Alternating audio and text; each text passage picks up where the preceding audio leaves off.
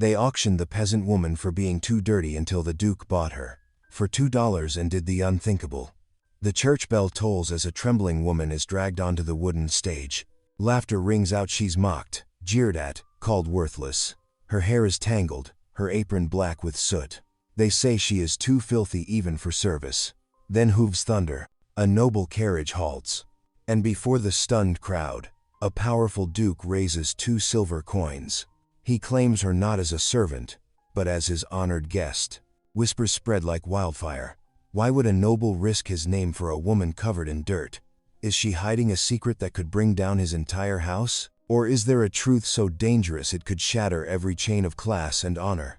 What unthinkable act will he dare next, and will it redeem her, or destroy them both? Drop a comment below, and share which part of the world you're tuning in from today. If you enjoy stories like this, don't forget to subscribe for more. The spring morning dawned cold and gray over the provincial town's market square, where dew still clung to cobblestones worn smooth by generations of feet.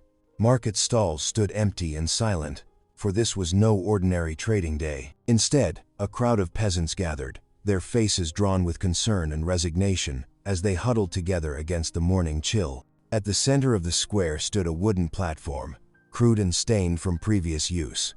Upon it, Lord Brecht's steward preened like a well-fed cat, his fine coat marking him as above the common folk he surveyed with barely concealed disdain. Behind him stood a line of servants, being auctioned off as worthless hands, those deemed too troublesome or inefficient to keep in their current positions. Among them stood Anneliese, her rough wool dress marking her as a kitchen servant. Dark smudges of soot stained her apron and sleeves, evidence of long hours tending the castle's fires and cooking hearths. Though her head was bowed, there was a quiet dignity in the way she held herself, even as whispers and cruel jests circulated through the crowd. "Look at that one," a man's voice carried across the square. "Black as a chimney sweep. Who'd want such a dirty thing in their household?" The steward's lips curled into a cruel smile as he gestured toward Anneliese. "Next up for auction, the kitchen girl. Though I dare say she's more familiar with ashes than actual cooking." His words drew scattered laughter from the crowd, though some of the women crossed themselves and murmured prayers of sympathy. Anneliese's cheeks burned, but she kept her eyes downcast, focusing on a single crack in the wooden platform beneath her feet. She had endured worse in her years of service. Yet, something about being displayed like cattle, about having her worth called out in copper pennies, made her stomach twist with shame. "Who'll start the bidding?" the steward called out, his voice carrying across the square. "Surely someone needs a pair of hands for rough work, no matter how sooted they may be." A few half-hearted bids rose from the crowd. 2 copper pennies, called a farmer's wife.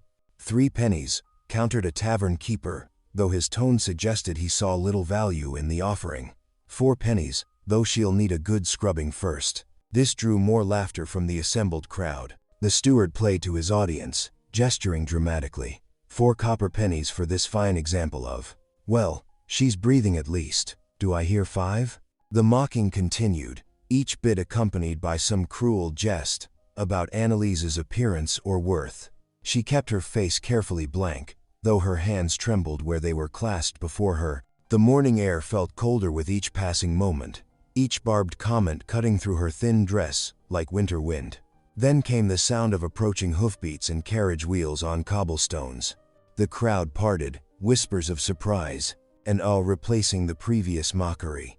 A fine carriage, polished wood gleaming even in the gray morning light, drew to a stop near the auction platform. The coat of arms on its door proclaimed its owner even before the occupant emerged, the Duke of Westhaven himself. Duke Alaric stepped down from the carriage with the fluid grace of nobility, his dark blue coat immaculate, his boots spotless despite the muddy streets. He cut an imposing figure, tall and straight-backed, with features that might have been carved from marble for all their aristocratic refinement. His presence seemed to draw all the air from the square, leaving nothing but breathless silence in its wake. The steward's superior expression faltered for just a moment before he recovered, offering a deep bow. "Your Grace, what an unexpected honor to $2 silver." The Duke's voice was quiet but carried clearly across the hushed square. He spoke with the casual authority of one who expected no argument, though the sum he offered was unprecedented for such an auction. The crowd erupted in shocked whispers, $2 would buy a month's worth of bread for a family, yet here was a duke offering it for a soot-stained kitchen maid. The steward's mouth opened and closed several times before he found his voice. "Your grace is most generous," he managed, though his eyes betrayed his confusion. "But surely you don't mean to." "I believe I spoke clearly." There was steel beneath the duke's calm tone. $2 for the girl. "Unless you question whether Lord Brecht would accept such an offer." The steward paled slightly at the implication. "No, your grace. Of course not." $2 bid for the kitchen maid. Going once, going twice. He seemed almost afraid to bring down his hammer, as though expecting some divine intervention to explain this bizarre turn of events. Anneliese dared to raise her eyes for the first time, stealing a glance at the duke through her lashes. His expression revealed nothing, as controlled as a chess master contemplating his next move. She quickly looked down again, her mind whirling with questions and fears. What could a duke possibly want with someone like her? The stories she'd heard of nobles who bought servants for their own amusement made her blood run cold. The hammer fell with a crack that seemed to echo across the square. "Sold, to his grace, the Duke of Westhaven." Two of the duke's retainers approached the platform, well-dressed men who nonetheless moved with the assured strength of those who knew how to handle themselves in less genteel situations. They helped Anneliese down with surprising courtesy, though their grip on her arms was firm enough to prevent any thought of flight. As they led her toward the duke's carriage, Anneliese couldn't help but glance back at the auction platform. The steward had recovered his composure and was already laughing with several well-dressed merchants, likely sharing some joke at her expense. The sound followed her across the square like autumn leaves skittering across stones. The duke had already returned to his carriage, leaving his retainers to handle the transaction and their new acquisition. Anneliese stood trembling beside the gleaming vehicle, her rough dress and suited apron a stark contrast to its polished elegance. The morning remained gray, but now it seemed to hold a different quality of darkness, not the familiar gloom of her life in the kitchens, but something unknown and therefore all the more frightening. She felt the weight of stares from the dispersing crowd, heard the murmurs of speculation about her fate. Some were pitying, others envious of the price she'd drawn, but none offered any comfort. To them, she was just another servant sold at auction, her future as uncertain as morning mist. The retainers maintained their grip on her arms, neither rough nor gentle, simply ensuring she remained where she was meant to be. They waited for final instructions from their master, while Anneliese stood in the shadow of the duke's carriage, certain that she had merely traded one form of humiliation for another, yet unable to guess what shape this new degradation might take. The carriage wheels rattled over cobblestones as they left the town behind, each turn taking Anneliese further from everything she had known. She sat stiffly on the edge of the plush seat across from the duke, her rough dress a stark contrast to the carriage's fine leather and polished wood. Though he had offered her the comfortable bench, she perched as though expecting to be told to move to the floor at any moment. Duke Alaric seemed content to watch the passing countryside through the window, his expression unreadable. The silence stretched between them, broken only by the steady clip of hooves and creak of wooden wheels. Anneliese kept her eyes downcast, studying the intricate stitching on the carriage floor mats rather than risk meeting his gaze. After what felt like hours, but could only have been a short while, the carriage turned onto a tree-lined drive. Anneliese caught glimpses through the windows of carefully tended gardens and massive stone walls. When they finally came to a stop, her heart began to pound. This was at the moment she would learn what fresh hardships awaited her. The carriage door opened, and to her utter astonishment, the Duke himself extended his hand to help her down. She stared at it uncomprehendingly for a moment, certain there must be some mistake. "Come," he said, his voice gentle but firm. "You need not fear here." With trembling fingers, she placed her soot-stained hand in his immaculate one, expecting him to recoil from the dirt. Instead, his grip remained steady as he assisted her down the carriage steps. The household staff had gathered to greet their master's return, and Anneliese could see the shock on their faces at this unprecedented display. The Duke, however, seemed entirely unconcerned by their reaction. "Mrs. Whitmore," he called to a matronly woman in a dark dress and neat cap, who Anneliese assumed must be the housekeeper. "Please see that a chamber is prepared for our guest in the east wing, and have clean garments brought up, something suitable for a young lady." The housekeeper's eyes widened slightly, but she recovered quickly. At once, Your Grace, though perhaps the servants' quarters might be more appropriate? The East Wing, Mrs. Whitmore, the Duke repeated firmly, and send up hot water for washing, along with whatever else a lady might require for her comfort. Whispers rippled through the assembled staff like wind through wheat. Annalise wanted nothing more than to shrink into herself, to become as invisible as she had always been in the kitchens. Instead, she found herself being guided into the grand house, past marble columns and gleaming wood panels that made her even more conscious of her shabby appearance. Your Grace, she managed to whisper, please, I can work. I'm used to kitchen duties, or cleaning, or whatever you require. You needn't. What I require, he interrupted gently, is for you to accept the courtesy you are owed. Come, you must be hungry. We'll have supper served shortly. The Duke's dining room gleamed with candlelight reflected in polished silver and crystal. A side table had been set with equal care, though slightly removed from the main one. Annalise found herself being led there, even as the Duke's steward sputtered in protest. Your Grace, surely you cannot mean to. That is, the girl is hardly properly attired for dining in your presence. And yet, the Duke replied mildly, here she shall dine. As my guest. Annalise sank into the chair a footman held for her, her legs trembling so badly, she feared they would not have supported her much longer.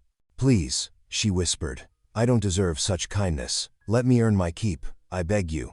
The Duke turned to face the room at large, his voice carrying clearly to every corner.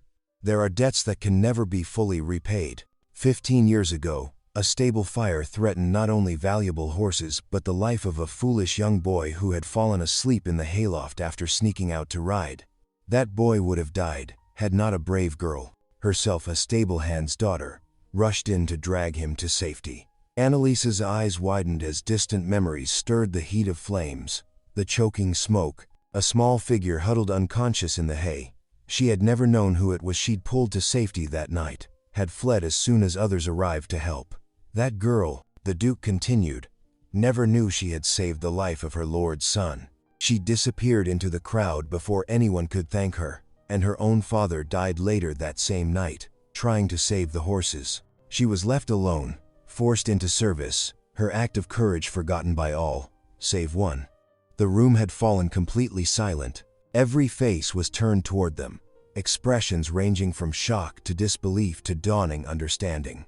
From this day forward, the Duke declared, Annalise shall be treated as my ward, with all the respect and courtesy such a position demands. Any who fail in this will answer directly to me. Annalise felt tears sliding down her cheeks, leaving clean tracks through the soot that still smudged her face. Your Grace, I never knew. I only wanted to help. And now, he said more softly, I may finally begin to repay that debt. Please, eat, you are safe here. The meal passed in a blur. Annalise barely tasted the fine food placed before her, though she knew it must be the finest she had ever eaten. Her mind whirled with the revelation, with the impossible turn her life had taken in the space of a single day. After supper, she was led to a chamber larger than any room she had ever slept in. A fire crackled cheerfully in the grate, and a large four-poster bed dominated one wall. Clean garments had been laid out, simple but well-made dresses that must have belonged to one of the upper servants. The maids who helped her bathe and change treated her with a strange mixture of uncertainty and deference, clearly unsure how to behave toward someone of such suddenly elevated status. Finally alone, Annalise lay in the soft bed, staring up at the canopy above her. Candlelight flickered against the walls, casting dancing shadows that seemed as unreal as everything else that had happened. Dear Lord, she whispered into the quiet room, I don't understand. Why would he do this? Why risk his reputation, his standing, for someone like me? She touched the fine linen of the nightgown she wore, so different from her rough wool dress. I'm no one, just a kitchen maid. Please, please help me understand what I'm supposed to do now. The candle flame wavered, offering no answers to her whispered prayers. Annalise pulled the soft covers closer around herself, feeling more lost and confused than she had even standing on the auction block that morning. At least then, she had known what to expect from life.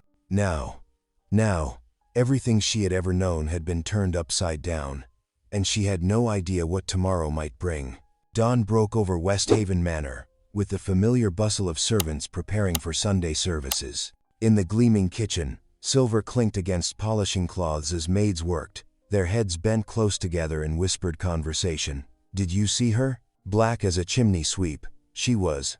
Martha, one of the younger maids, murmured while buffing a candlestick, "And now she's to sleep in the east wing, like a proper lady." Mrs. Whitmore, the housekeeper, shot them a stern look from across the kitchen. "Less gossip and more polish, if you please. Those pieces must shine before church." But even her reprimand couldn't stem the tide of whispers. Word had already spread through the village like wildfire. The Duke of Westhaven had brought home a peasant woman from the market auction. Some said she was a witch who had enchanted him. Others claimed she was blackmailing him somehow. None could believe the tale of a long-ago rescue that the Duke himself had declared. Upstairs, Anneliese stood before a mirror in her chamber, hardly recognizing herself. Gone were the soot-stained rags of yesterday. Instead, she wore a dress of plain brown wool, simple by noble standards but finer than anything she'd owned before. The fabric felt strange against her skin, too soft and smooth after years of rough homespun. A knock at the door revealed Sarah, the lady's maid assigned to help her dress. "Begging your pardon, miss, but we must hurry if you're to be ready for church." She carried a pair of leather shoes, polished to a shine. Anneliese stared at them.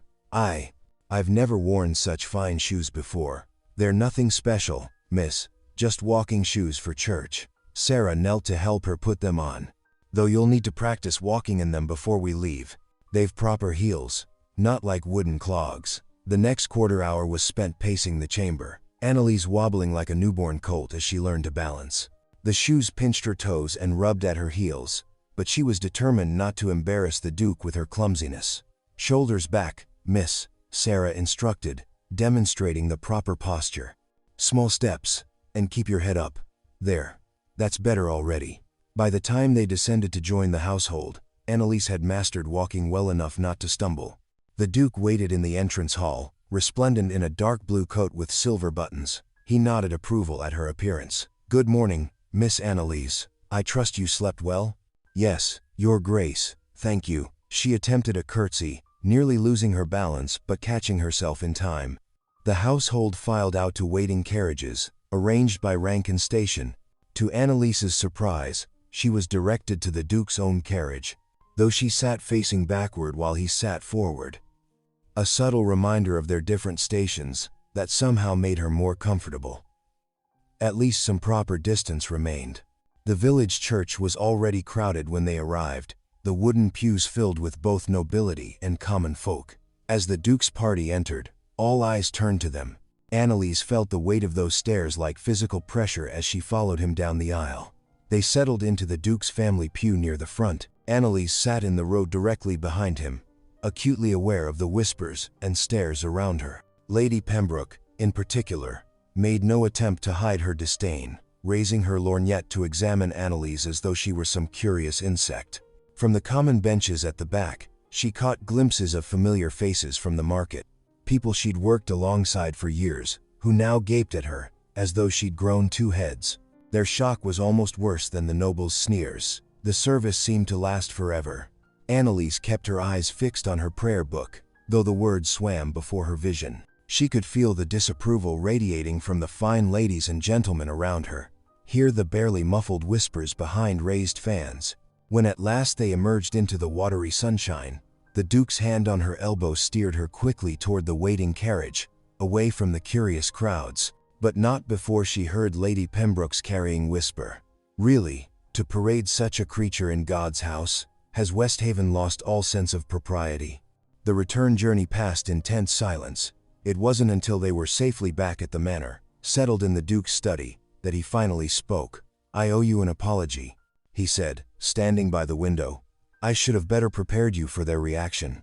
"Please, Your Grace." Anneliese twisted her hands in her lap. "You owe me nothing. Indeed, I should be the one apologizing. Your reputation." "My reputation?" He turned to face her, one eyebrow raised. "Do you imagine I care more for wagging tongues than for doing what is right? But they'll say such horrible things. Already they whisper that I must have some hold over you, that I'm using magic or blackmail to. Let them whisper." His voice was calm but firm. "I knew there would be scandal when I claimed you as my ward. It changes nothing. But why? The question burst from her before she could stop it. Why risk everything for me? I'm nothing, just a kitchen maid, who once did what anyone would have done. Not anyone. He moved closer, his expression grave. I lay unconscious in that burning stable. Others stood outside, too afraid to enter. You alone came in, and afterward, you asked for nothing, not even recognition. He shook his head. My honor lies not in their tongues but in God's eyes.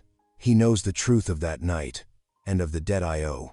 I don't want to be a burden, she whispered, or to bring shame to your house. You are neither burden nor shame. You are precisely where you belong, where I should have ensured you were placed years ago, had I known your identity sooner. His voice softened. Give it time. They will adjust. But as evening approached, and Annalise made her way back to her chamber, she wasn't so certain. Passing an alcove, she heard voices from around the corner.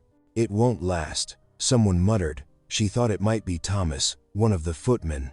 Mark my words, she'll ruin the Duke's house with scandal before the month is out. Hush, another voice warned. Do you want to lose your place? Better that than serve some uppity peasant who's caught his eye. Did you see how he had her sitting in church? Like she belonged there. Annalise hurried past, her newly fine shoes silent on the carpet. Her chest felt tight with anxiety. The Duke might not care about scandal, but she did. She cared very much about bringing trouble to the man who had shown her such kindness. She had no idea how she would face another day of those stares, those whispers, that barely concealed hostility. But she would have to find a way. The Duke had given her no choice in the matter. The morning sun had barely cleared the treetops when Annalise slipped down to the manor's kitchen. Her fine shoes made no sound on the worn stone steps as she descended into the warmth and familiar sense of baking bread and simmering porridge.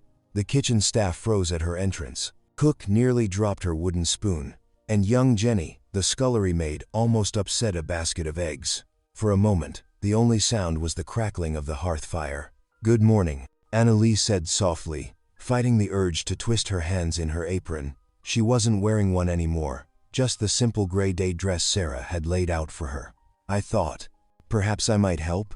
Cook recovered first, straightening her broad shoulders. Help? Begging your pardon, miss, but His Grace wouldn't approve of his ward doing kitchen work. Please. Annalise moved closer to the central workspace, where a mountain of copper pots waited to be scrubbed. I know how to work. I've done it all my life, and I'd rather be useful than sit idle upstairs.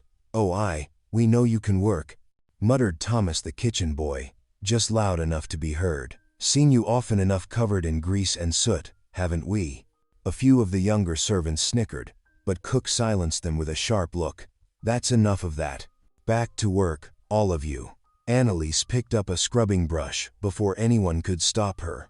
The rough wood felt familiar in her hand, almost comforting. She attacked the first pot with vigor, letting the repetitive motion soothe her nerves. For nearly an hour, she worked steadily while the kitchen staff moved around her, their whispers gradually fading as they focused on their own tasks. The morning light strengthened, streaming through the high windows and catching the rising steam from the washtubs. You're doing it wrong, came a sharp voice. Martha, one of the kitchen maids, stood with her hands on her hips. You'll scratch the copper that way, though I suppose fine cooking pots weren't common in your previous situation. Annalise bit back a retort. She'd been cleaning these very pots for years before Martha ever came to the manor. Instead, she simply adjusted her technique, using gentler strokes. The Duke will have our heads if he finds you here, Martha continued. Probably think we forced you to work, taking advantage of his precious ward. I won't tell him, Annalise said quietly. And I'm here of my own choice. Oh, listen to her fine speech now, Thomas called from across the kitchen. A few days in silk sheets and she's putting on airs. More laughter followed, but it died quickly as Mary, the youngest of the kitchen maids, hurried in through the servants' entrance. Her eyes were red from crying. Mary? Cook asked, concern breaking through her stern demeanor. What's wrong, girl? It's my Tommy, Mary sobbed, referring to her 4-year-old son. He's burning with fever, and I can't leave him, but I know I'll lose my place if I don't work today. Annalise set down her scrubbing brush. I remember Tommy. Such a bright little boy. She turned to Cook. "Please, let me take Mary's duties today. She needs to be with her son." "That's not proper," Cook protested, but with less conviction than before. "I know every task in this kitchen," Annalise pressed. "And Mary's boy needs her." There was a long moment of silence, broken only by Mary's sniffles. Finally, Cook nodded. "Go to your boy, Mary. Miss Annalise will cover your work today." Mary's eyes widened. "Thank you," she whispered, catching Annalise's hand. "Thank you. I won't forget this kindness." The rest of the morning passed in a blur of familiar tasks. Annalise found comfort in the routine, chopping vegetables, feeding the fire, scouring pots, until they gleamed. Some of the staff still whispered behind their hands, but others began to thaw, especially when they saw she knew her way around a kitchen. As evening approached, Annalise slipped away to wash and change before dinner, but instead of joining the household in the dining room, she found herself drawn to the quiet of the kitchen hearth. The day's work was done, the fires banked low, and she could be alone with her thoughts. Or so she believed, until footsteps on the stone floor made her turn. "I wondered where you had disappeared to," Duke Alaric said, stepping into the firelight. He wore no coat now, just his shirt sleeves and waistcoat, as though he too sought comfort in informality. Annalise scrambled to her feet, but he waved her back down. "Please, stay seated. I find myself preferring the kitchen's warmth to the dining room's grandeur tonight." To her surprise, he settled onto the rough wooden bench beside her, though he left proper space between them. The firelight played across his features, softening the stern lines of his face. "The servants say you spent the day working alongside them," he said after a moment. Annalise tensed. "I meant no disrespect, Your Grace. Only, I needed to feel useful. I understand more than you might think." He stared into the flames. "We are not so different, you and I, both trapped by others' expectations. Surely a duke's life is easier than a kitchen maid's. Different burdens, perhaps, but burdens nonetheless." He smiled slightly. "Tell me about your childhood. Were you always so eager to help others?" The question surprised her, but she found herself speaking of simple memories, helping her father tend their small garden, learning to bake bread from her mother. The way their cottage had smelled of dried herbs and wood smoke. "Your parents taught you well," the Duke said softly. "I see their influence in your character. And yours, Your Grace, what were they like?" "Gone too soon." His voice held old pain. "I was barely 12 when I inherited the title. Suddenly everyone bowed and scraped, but no one truly saw me. Just the Duke, never the boy who missed his parents. That must have been terribly lonely." "It was. It still is, in many ways." He turned to look at her directly. "Do you know, you're the first person in years who has spoken to me so plainly. Everyone else is too concerned with flattery or advantage. I'm sorry, I should show more proper respect." "No." His hand moved as if to touch hers, then withdrew. "Your honesty is refreshing, like a clear spring after years of stagnant water." They sat in companionable silence for a while, watching the fires dance. Finally, the Duke stood. "Would you join me in the chapel?" he asked. "I often pray there in the evening. It helps quiet the mind before sleep." The manor's small chapel was lit only by candles when they entered. Their footsteps echoed on the stone floor as they made their way to the front pew. Without discussion, they knelt side by side before the altar. Annalise closed her eyes, letting the familiar prayers wash over her. Beside her, she could hear the Duke's steady breathing, could sense his presence, not as a nobleman, but as another soul seeking peace in the quiet and candlelight. The distance between their stations seemed to fade in that moment, burned away like morning mist in the Sunday. They were simply two people sharing their faith, their hopes, their burdens. When the last prayer faded into silence, neither moved immediately. The candles flickered, casting dancing shadows on the chapel walls, and somewhere in the distance, a nightingale began to sing. 3 weeks passed like a spring breeze, each day bringing subtle changes to the household. The morning sun streamed through tall windows as a messenger in royal livery arrived at Westhaven Manor, his horse's hooves clattering on the cobblestones. The man bore a gilded envelope sealed with the king's own crest. Duke Alaric broke the seal in his study, his eyes scanning the elegant script. "We are summoned to court," he announced to his steward. "King Matthias holds a spring banquet in 4 days' time." He paused, then added firmly, "Prepare a second carriage for Annalise. She will attend as my companion." The steward's mouth tightened, but he bowed. "Yes, your grace, though perhaps the lady might prefer to remain."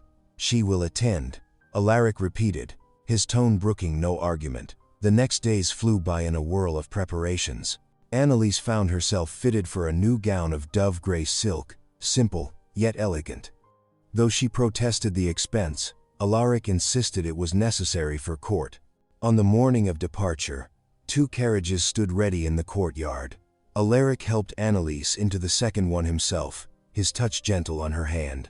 "Remember," he said softly, "you have as much right to be there as any of them." The journey to the palace took most of the day. As evening approached, Annalise's carriage rolled through the palace gates, following Alaric's grand conveyance. Her heart hammered as footmen helped her descend, the silk of her new gown rustling with each step. The great hall blazed with hundreds of candles. Ladies in rainbow-hued silk swirled across the marble floor, their jewels sparkling like stars. Annalise found her assigned place at one of the lower tables, far from where Alaric sat near the king. Still, she held her head high, remembering his words. "Well, well," came a silken voice dripping with disdain. "If it isn't the Duke's pet project." Baroness Isolde stood before her, resplendent in crimson silk and diamonds. Her perfectly painted lips curved in a cruel smile. "Good evening, my lady," Annalise replied quietly, determined to show proper courtesy. "How charming. It even knows how to speak." The Baroness's voice carried, drawing titters from nearby nobles. "Tell me, does the Duke make you wash before allowing you at his table? Or does he enjoy the smell of soot and pig slop?" Heat flooded Annalise's cheeks, but she kept her voice steady. "His Grace has shown me nothing but kindness and honor." "Honor?" Isolde laughed, the sound like breaking glass. "The fool has made himself a laughingstock, dirtying his name with a common gutter snipe. Perhaps next he'll invite the stable boys to dine with him." Something snapped inside Annalise. She rose slowly, aware that many eyes had turned their way. Even King Matthias had paused in his conversation, watching the scene unfold. "You speak of honor," Annalise said clearly, her voice carrying in the sudden hush, "yet you show none. Duke Alaric is a man of true nobility, not measured in silk and jewels, but in kindness and justice. He sees worth in all God's children, high or low. That is not foolishness, my lady. That is wisdom." The Baroness's face twisted in fury, but before she could respond, King Matthias spoke. "Well said, young woman." The monarch's voice rang with authority. "Come forward." Heart pounding, Annalise approached the high table and curtsied deeply. "You defend your benefactor with remarkable courage," the king observed, "and speak truth without fear, even before your king. That is refreshing." He smiled slightly. "Perhaps there is more to you than court gossip would suggest." "Your Majesty is kind," Annalise murmured. "I speak only what my heart knows to be true." "Truth from the heart," the king mused, "a rare thing in these halls." He raised his voice. "Let it be known that this woman has our favor. She has shown loyalty and honesty worthy of any noble." The rest of the evening passed in a blur of music and candlelight. Though some nobles still whispered behind their fans, others now nodded respectfully as Annalise passed. As the festivities wound down, she found herself in Alaric's carriage for the journey home. A single lantern cast warm light in the enclosed space, making shadows dance across his features. "Thank you," he said, softly, "for defending my honor." Few would have dared speak so boldly before the king. "I only spoke the truth," Annalise whispered. His hand moved across the carriage seat, coming to rest near hers. Not touching, but close enough that she could feel its warmth. "You showed more nobility tonight than most who were born to the title."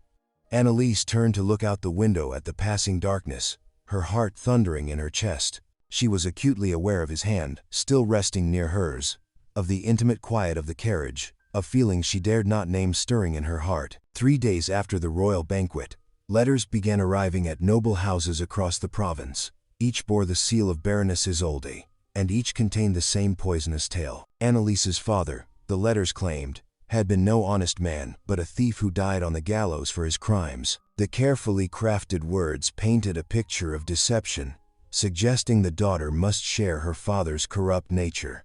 Within a week, Copies reached the king's council. Duke Alaric was summoned to defend his ward, his jaw tight with barely contained anger, as he faced the assembled lords. "These accusations are baseless," he declared. "I know the truth of her character." But the council was unmoved. "Your Grace," one elderly lord warned, "3 noble houses have already withdrawn their support for the spring trade agreements. To keep this person in your household risks everything your family has built." Back at Westhaven Manor, the atmosphere had turned bitter as winter frost. Servants who had begun to warm to Annalise now turned away when she passed. In the kitchen, bowls clattered loudly whenever she entered, and conversations died to hostile silence. One evening, as Annalise walked past the Ladies' Solar, she heard whispers through the half-open door. "The Duke will lose everything," one lady-in-waiting hissed. "His alliances, his standing at court, perhaps even his lands. All for her." Tears burning in her eyes, Annalise fled to her chamber. That night, as the manor slept, she quietly packed her few belongings into a small bundle. With trembling hands, she placed the fine gown Alaric had given her neatly across the bed. The postern gate creaked softly as she slipped away into the darkness, her heart breaking with each step. Dawn painted the sky in pale rose as Annalise trudged along the muddy country road, her worn shoes sinking into the soft earth with each step. Her small bundle, containing a spare dress and crust of bread, felt heavy in her tired arms. The familiar path toward her old village stretched endlessly before her, promising the anonymity she now craved. The first night, she found shelter in Widow Mason's barn, offering to milk the cows in exchange for a place in the hay. The second evening, she helped clean a tavern keeper's stable, earning a bowl of thin soup and permission to sleep among the horses. Their warm breath and gentle nickering offered what comfort they could. At Westhaven Manor, Alaric's discovery of her empty chamber sent him into a storm of emotion. His hands shook as he read her carefully written note of gratitude and farewell. "Send riders," he commanded, his voice rough with worry. "Search every road, every village." His men scattered across the countryside, but the spring rains had washed away any traces of her passage. As dusk settled over a lonely meadow dotted with early wildflowers, Annalise sank to her knees in the damp grass. "Dear Lord," she whispered, tears falling freely, "show me my purpose. Let me not bring harm to those I." She could not finish the thought. Miles away, in his private chapel, Alaric knelt before the altar, candlelight flickering across his troubled features. "Lord," he prayed, "guide her path, and mine." Thunder rumbled in the distance as Father Matthias hobbled into Westhaven's great hall, his weathered face lined with urgency. The elderly priest clutched a leather satchel to his chest, refusing to rest until he saw the Duke. "Your Grace," he called out, his voice carrying through the corridor, "I bring truth long buried." Alaric strode forward, concern etched on his features. The old priest's hands trembled as he withdrew yellowed papers and a worn journal. "These records, Your Grace, they tell of the Great Fire 20 years past, of how Thomas, Annalise's father, gave his life saving your own father." The Duke's eyes widened as Father Matthias spread the documents across the oak table. "The accusations of theft were lies, spread by those who wished your family ill. Thomas ran into the burning stables that night, pulling your father to safety before the roof collapsed. The soot that stained his reputation, that marks his daughter still, was earned in sacrifice, not shame." Alaric's hands clenched at the revelation. All these years, she bore the weight of false disgrace? His voice cracked with emotion. Without hesitation, he called for his horse and a small guard. "Ready the mounts," he commanded, already striding toward the stables. "I will find her, by God's grace. I will bring her home." As the horses were prepared, Alaric pressed a purse of gold into Father Matthias's hands. "You have given me truth, Father. Now I must make it right." Rain-washed cobblestones glistened in the morning light as Annalise stood in the village square, her once fine dress now travel-stained. Market women whispered and pointed as she offered to clean stalls for a crust of bread. "The Duke's pet returns to beg," someone sneered, making her cheeks burn with shame. Suddenly, hoofbeats echoed through the square. Alaric rode in on his great black stallion, his guard close behind. The crowd parted as he dismounted, his boots striking the stones with purpose. "Good people of the village," his voice rang out clear and strong, You see before you not a beggar, but the truest noble I have ever known." He strode to Annaliese's side, taking her trembling hand. "Her father, Thomas, gave his life saving mine in the great fire. The stain you mock was earned in sacrifice, not shame." Murmurs of astonishment rippled through the gathering crowd. Then, to everyone's amazement, the Duke of Westhaven lowered himself to one knee before her. "Annalise," he said softly, though his words carried to all, "will you honor me by becoming my wife?" "My lord," she whispered, tears spilling down her cheeks. "I am not worthy." "You are worthy of all," he insisted, as the villagers began to cheer. Her heart overflowing, she nodded through her tears. "Yes," she breathed. As Alaric drew her into his embrace, the church bells began to toll, blessing their betrothal before God and all who witnessed their love triumphant. 3 weeks passed like a dream. The morning sun streamed through stained glass windows as the village church filled to bursting.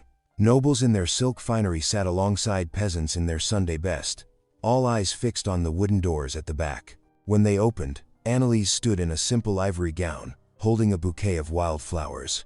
Her eyes met Alaric's at the altar, and her heart soared. With each step down the aisle, memories of the auction block faded like morning mist. "I, Alaric, take thee, Annalise." His voice rang clear and strong through the hushed church. Their hands clasped together as sacred vows were exchanged, transforming the former kitchen maid into the Duchess of Westhaven. At the feast that followed, servants bowed to her not from obligation, but genuine respect. When Annalise insisted that peasant families be served alongside the gentry, whispers of scandal quickly turned to admiration. Even King Matthias smiled, raising his goblet to the new duchess's compassionate heart. As evening candles cast their warm glow, the newlyweds knelt together in their chamber. "Thank you, Lord," Alaric whispered, "for the trials that brought us here, and for love that sees beyond." "Station," Annalise added softly. Outside their window, villagers sang and danced in the courtyard. Their story of a peasant woman purchased for $2 became a cherished tale of God's redemption, proof that true nobility dwells in the heart. Thank you for watching. Stories like this remind us who we are. If something touched your heart, go ahead and subscribe. I'll be back tomorrow with another story that just might stay with you.